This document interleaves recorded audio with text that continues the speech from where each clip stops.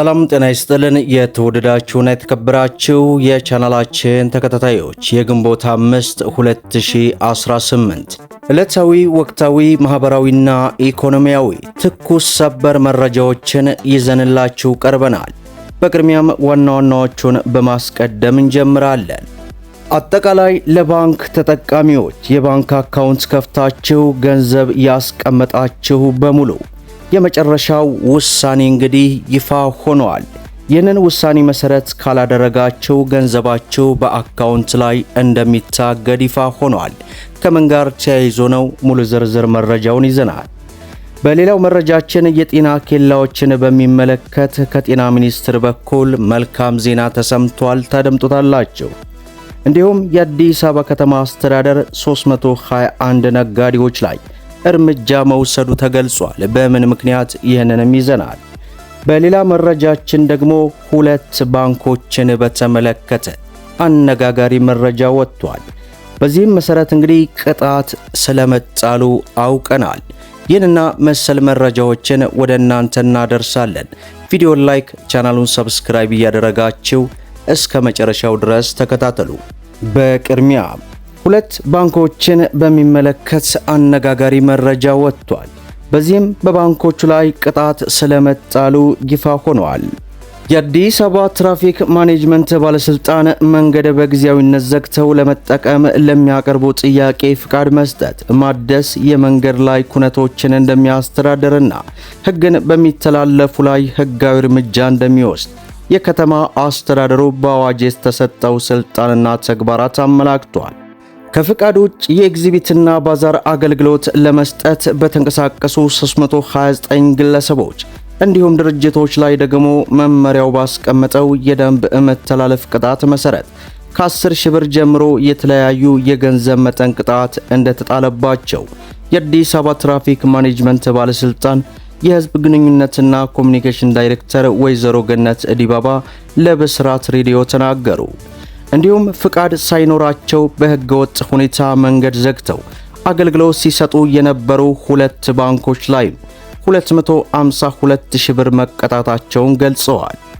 የአዲስ አበባ ትራፊክ ማኔጅመንት ባለስልጣን መንገዱን በጊዜያዊነት ዘግቶ ለመጠቀምና የመንገድ ላይ ኩነት ፍቃድ አስተዳደር ቁጥር አፈጻጸም መመሪያ ቁጥር 11/2012 መሰረት ጥያቄዎች ሲያቀርቡ የመንገዶቹን ሁኔታ ታይተው የትራፊክ እንቅስቃሴን የማያውክና ለአደጋ የማያጋልጥ ሆነው ሲያገኙ ፍቃድ ይሰጣል ይላል።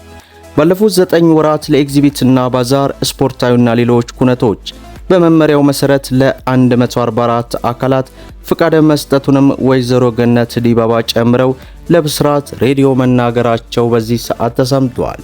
በሌላው መረጃችን የጤና ኬላዎችን በሚመለከት ከጤና ሚኒስቴር በኩል መልካም ዜና ተሰምቷል።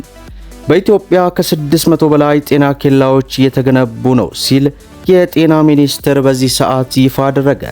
ሚኒስትሯ ዶክተር መቅደስ ዳባ ከ80 በላይ የሚሆኑ የቅድመ በሽታ መከላከል ስራዎች የሚከናወኑ ከ330 በላይ አዳዲስ የጤና ኬላዎች አገልግሎት መስጠት እንደጀመሩ በፓርላማ ቀርበው የተቋማቸውን የዕቅድ አፈጻጸም ባቀረቡበት ወቅት ገልጸዋል። ሚኒስቴር መስሪያ ቤቱ ባከናወናቸው ተግባራት የእናቶችና የሕፃናት ሞትን በከፍተኛ ደረጃ ቀንሻለሁም ብለዋል። ሚኒስትሯም በማብራሪያቸው ቀሪ ያሏቸውን ስራዎች አንስተው የግብይት አቅርቦት፣ የተቋማት ግንባታና የአምቡላንስ አገልግሎት እንዲሁም የሰው ኃይል ግንባታን ገልጸዋል። በዚህም ምክንያት በኢትዮጵያ ከ600 በላይ ጤና ኬላዎች እየተገነቡ ነው ሲሉ በዚህ ሰዓት ከሚኒስትሯ በኩል የወጣውን መረጃ ተመልክተናል።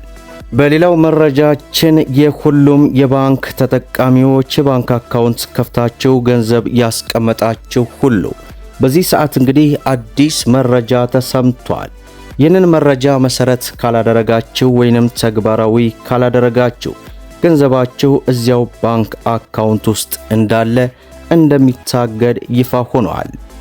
አዲስ አበባን ጨምሮ በ27 ዋና ዋና ከተሞች ለሚገኙ የባንክ ደንበኞች የባንክ ሂሳባቸውን ከፋይዳ ብሔራዊ መታወቂያ ቁጥራቸው ጋር የሚያስተሳስሩበት ቀን የጊዜ ገደብ ነገ ግንቦት 6 ቀን 2018 እንደሚጠናቀቅ ተገልጿል። ደንበኞች ካሉበት ሆናቸው በአይዲ ፖይንት ኢቲ ኮኔክት ማስፈንጠሪያ አማካኝነት የባንክ ሂሳባቸውን ከፋይዳ መታወቂያ ወይንም ከባንክ ጋር ማስተሳሰር እንደሚቻል በዚህ ሰዓት ነው የተገለጸው። በዚህም ምክንያት እስከ ነገ ድረስ አካውንታቸውን ያላስተሳሰራቸው ደንበኞች የባንክ ሂሳባቸው እንደሚዘጋ ወይንም እንዳይንቀሳቀስ የሚደረግ ሲሆን ሂሳባቸው የተዘጋባቸው ደንበኞች ደግሞ ወደ ባንክ በመቅረብ የማስተሳሰር ሂደቱን በማከናወን ሂሳባቸውን መልሳቸው ማንቀሳቀስ እንደምትችሉ በዚህ ሰዓት ከሰለዳ በኩል ያገኘነው መረጃ ይህንን ይመስላል ማለት ነው። በሌላው መረጃችን በኢትዮጵያ ከፍተኛ ትምህርት ተቋማት ታሪክ ከ2019 የትምህርት ዘመን ጀምሮ ወደ ራስ ገዝነት ለመሸጋገር ዝግጅት እያደረጉ ያሉ 9 የመንግስት ዩኒቨርሲቲዎች ህልውና በ60 በመቶ ውጤት ላይ የተንጠለጠለ መሆኑ ተገለጸ።